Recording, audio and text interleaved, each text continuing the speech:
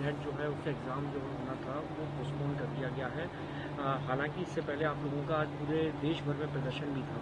कैसे इसको देख रहे हैं, क्योंकि लगातार आप लोग धर्मेंद्र प्रधान जी और एनटीए घबरा गया है। देखिए, पहले नीट का पेपर आपके सामने था, फिर नेट का पेपर में भी धांधली हुई, नीट के पेपर में धांधली हुई, और अब सीएसआईआर का पेपर उन्होंने पोस्टपोन करा है।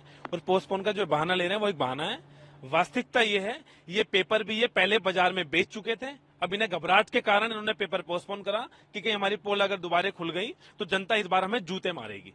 तो मैं दोबारा प्रधानमंत्री जी से मैं खासतौर पर गुहार लगाता हूं कि आपका डायरेक्ट कनेक्शन है सीएसआईआर से। आप सीएसआईआर की अध्यक्षता करते हैं, तो 24 तारीख के संसद खुलने से पहले अब एनटीए को बैन करें। और कहीं ना कहीं मैं मानता हूं कि एचआरडी मिनिस्ट्री की भी ये नाकामी है कि जो एनटीए से वो पेपर करवा रही थी और इतने दिन तक, अभी तक 12-13 दिन से वो शांत बैठी है। और कल की प्रेस कॉन्फ्रेंस में भी धर्मेंद्र प्रधान जी ने गुमराह करने की बात करी और बेवकूफ बनाने की बात करी।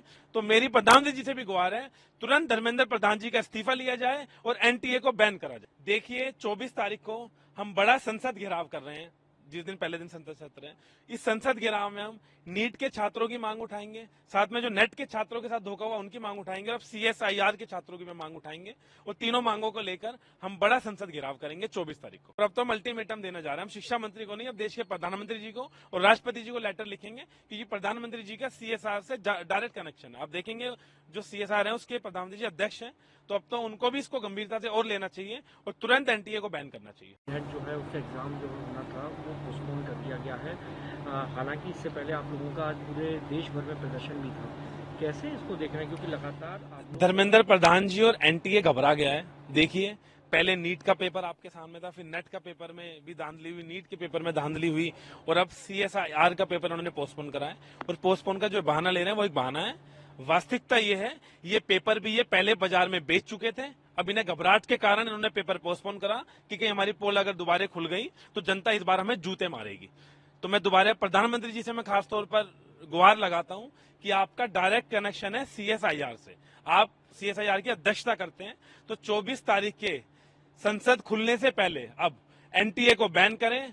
और कहीं ना कहीं मैं मानता हूं कि एचआरडी मिनिस्ट्री की भी ये नाकामी है कि जो एनटीए से वो पेपर करवा रही थी और इतने दिन तक, अभी तक 12-13 दिन से वो शांत बैठी है। और कल की प्रेस कॉन्फ्रेंस में भी धर्मेंद्र प्रधान जी ने गुमराह करने की बात करी और बेवकूफ बनाने की बात करी। तो मेरी प्रधानमंत्री जी से भी गुहार है, तुरंत धर्मेंद्र प्रधान जी का इस्तीफा लिया जाए और एनटीए को बैन करा जाए। देखिए, 24 तारीख को हम बड़ा संसद घेराव कर रहे हैं।